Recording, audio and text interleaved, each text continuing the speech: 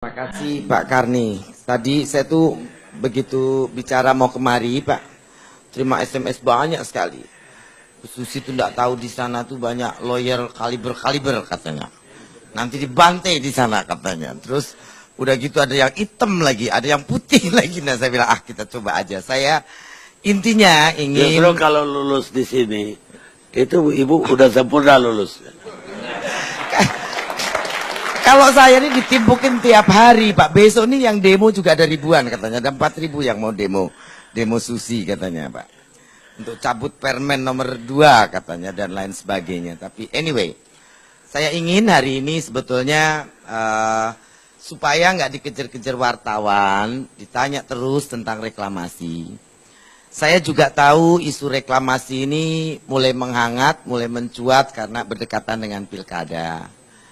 Saya ingin di sini statement saya sebagai pejabat negara, mungkin nanti beberapa yang saya quote sebagai pribadi, pengamat lingkungan juga saya akan bicara ini quote secara pribadi, tapi kali ini di depan ini saya ingin bicara sebagai orang pemerintahan dalam hal ini.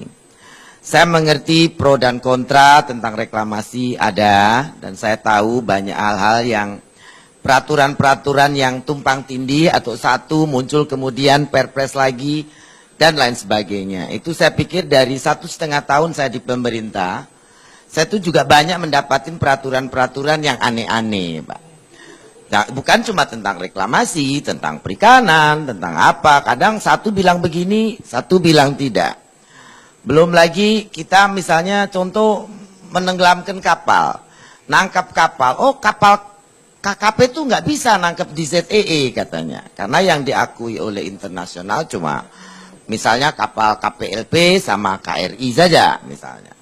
Saya bilang jawab, by stupidity I think, saya bilang, small fisherman dengan sampannya saja, kalau ada di ZEE dia lihat orang curi ikan ya boleh tangkap. Itu dalam pendapat saya. Dan saya pikir UNCLOS pun tidak ngatur sampai ke sana.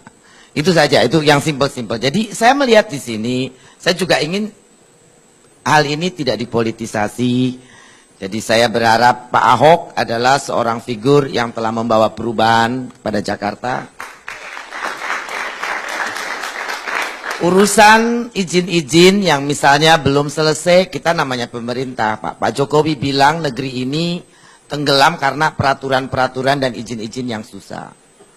Akan tetapi ada beberapa poin yang barangkali Pak Ahok juga harus ingat. Bahwa reklamasi itu membawa dampak lingkungan. Di sini lingkungan juga adalah sebuah stakeholder. Dan aturan-aturan sebetulnya tidak susah, apalagi kita sama-sama pemerintah.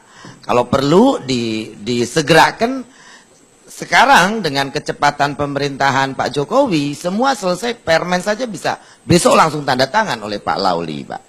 Ini kecepatan pemerintah. Jadi tidak ada alasan untuk tidak segera menyelesaikan aturan-aturan. Yang kedua, kenapa sebetulnya peraturan itu diadakan? Ya tadi untuk menjaga jangan sampai dampak lingkungan itu tidak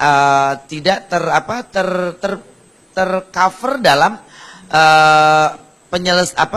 solusi-solusi dari kalau kita buat ini konsekuensinya apa? Kan selalu ada, Pak. Boleh reklamasi kalau ini. Nah, setahu saya kalau misalnya pengembang itu akan membuat sesuatu, tentunya fasus fasom itu dan konsekuensi-konsekuensi dari pembangunan itu harus dibuat duluan.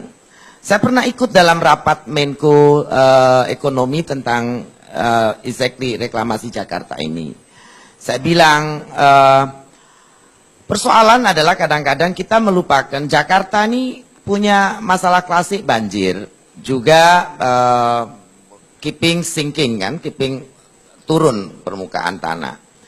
Ya saya bilang Pak Menteri PU berusaha dengan segala cara menyelesaikan banyak persoalan dengan sodetan, dengan pelurusan sungai, dengan tanggul supaya tidak banjir lagi Jakarta.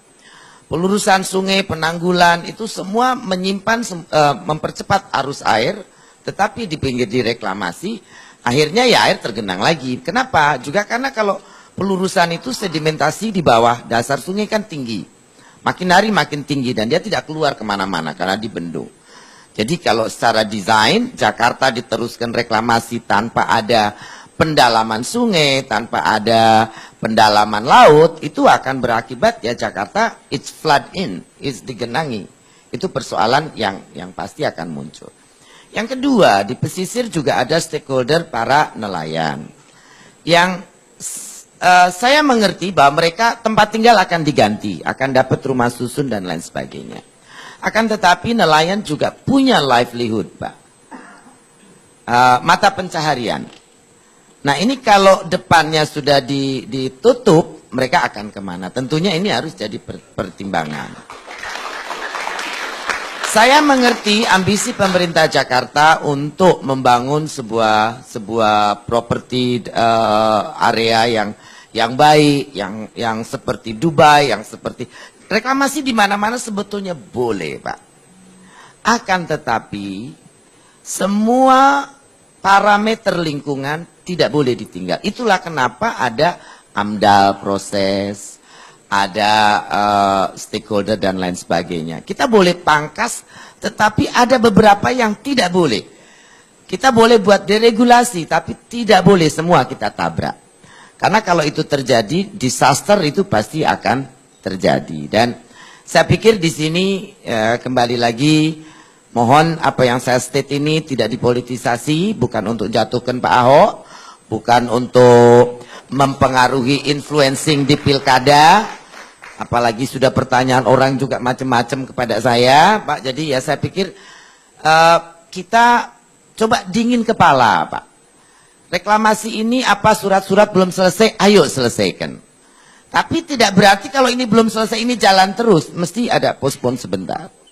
Saya tahu orang mau bikin listrik yang buat keperluan stakeholder banyak pun, kata Pak Presiden sampai 6 tahun kadang-kadang prosesnya. Berarti itu salah saya bilang. Itu tidak betul. Tidak boleh kita bikin izin itu sampai begitu lama.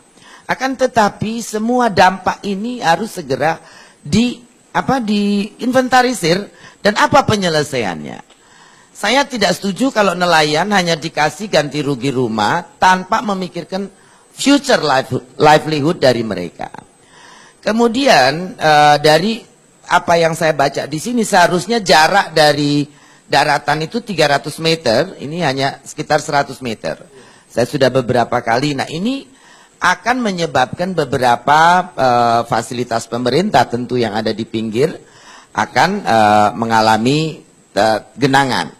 Dan ini saya sudah bilang, semestinya bendungan dibangun dulu, watershed diselesaikan dulu, sungai didalami, tidak membangun sana dulu karena air akan kemana, Pak? Kita tidak bisa buang air begitu saja. Jadi sangat penting, jangan sampai nanti setelah banjir pemerintah akhirnya harus membangun bendungan. Itu yang saya bicarakan dalam rakor di Menko. Saya bilang mestinya segera Pemda DKI, kebetulan waktu itu ada Gubernur Pak Rano Karno dan Pak Heriawan dari Jawa Barat, beli tanah dari Jawa Barat, dari Banten. Untuk apa? Untuk daerah genangan. Begitu wilayah water catchment-nya sudah ada, floodplain sudah ada, ya boleh baru mulai bangun pulau misalnya. Saya pikir kalau semua ketentuan ini tidak dilanggar, tidak ditabrak, ambisi untuk membuat sebuah pulau NCID project is a good ambition, Pak. Dan saya pikir Jakarta sudah saatnya punya proyek seperti itu. Tetapi bukan berarti kita melupakan stakeholder yang ada di situ. Kita harus semua, dan saya yakin Belanda yang memang jagonya membuat kota dam, kota-kota di bawah permukaan air laut. Akan tetapi itu semua sudah pikirkan dari watershed, dari alur sungai, dari renaturalisasi sungai, bagaimana itu dasnya daerah aliran sungai, kemudian sungainya didalamin. Padahal saya dengar contohnya Muara Gembong itu di situ sungainya muaranya sampai dangkal. Nelayan keluar masuk pun susah. Nah mestinya kalau kita komprehensif memikirkan itu, daripada menghilangkan pulau di tempat lain, Mbak, Untuk pengurukan, ya ambil dari muara-muara seperti itu. Nah ini saya sih pikir kita penting untuk duduk bersama. Saya tahu Pak Ahok juga orang sangat tidak sabaran. Saya juga sama Pak. Satu hal saya tidak bisa tuh untuk sabar Pak. Something I cannot do is being patient Pak Karni. Tidak bisa saya. Tapi saya tahu bahwa semua itu ada aturan-aturan. Jadi saya pikir diselesaikan untuk Pak Ahok. Saran saya selesaikan izin-izin dengan kita. Untuk sementara sebelum izin jalan dipospon. Kemudian selesaikan semua program-program substitusi yang akan diberikan kepada nelayan. Wilayah mereka livelihoodnya mau dikemanakan. Alam juga mau diapakan. Karena kalau kita menutup wilayah air 10.000 hektar, berarti kita harus siapkan 10.000 hektar water catchment. Itu bisa pendalaman sungai, bisa pendalaman di depan laut itu sendiri. Persoalan kalau ini Jakarta ini kan menjadi perhatian Pak, karena reklamasi ini banyak daerah semua minta reklamasi Pak. Persoalannya itu tidak semua memikirkan what is the impact daripada para stakeholdernya, baik manusianya maupun alamnya. Kadang-kadang tidak dipikir sampai sejauh itu. Dan persoalan kita ini negara maritim Pak, punya pantai terpanjang di dunia, nomor 2. Orang Jakarta 20 juta tidak punya akses ke pantai freely. And I don't think this right. Ironis. Dan saya harapkan dengan pembangunan pulau ini akan membuat beberapa wilayah Jakarta pinggiran ini bisa dikosongkan untuk supaya masyarakat Jakarta bisa menikmati pantai. Free. Not paying, Mbak. Saya pikir ini hak-hak publik yang selama ini terlupakan. Dan sudah saatnya kita betulkan. Malu Pak, sebagai pemilik panjang pantai nomor 2 di dunia. Tapi nomor 2, 97.000 kilometer. Tapi tidak pada lihat pantai. Ya, 20 million people nggak punya akses ke pantai. Negara pun tidak punya lagi ya, terbuka, ruangan terbuka. Ya ini yang harus kita pikirkan. Jadi, tapi secara wewenang, ini wewenang Ibu Menteri atau wewenang Gubernur? Kalau secara dengan Perpres yang baru, itu semestinya karena Jakarta sudah masuk wilayah strategis nasional, itu harus dari kami izin pelaksanaannya.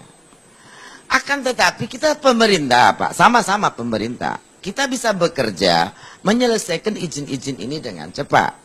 Akan tetapi pada saat izin pelaksanaan kami akan memberikan rekomendasi. Dan tanpa rekomendasi ini dilakukan, ya tidak boleh dilaksanakan. Ilegal. Jadi rekomendasi itu adalah water catchment, water set, dan itu saya rasa orang ahli akan di sini. Saya bawa juga ahli untuk keairan dan lain sebagainya. Kalau saya bukan pakar Pak Karni, saya mengerti segala sesuatu dengan by logic and by heart. And that's why saya bikin semua simple and easy. Tetapi karena saya punya hati, saya juga pikir semuanya harus oke. Itu yang paling penting. Hebat. Pemirsa, mudah-mudahan dapat pencerahan dari Ibu Menteri baru.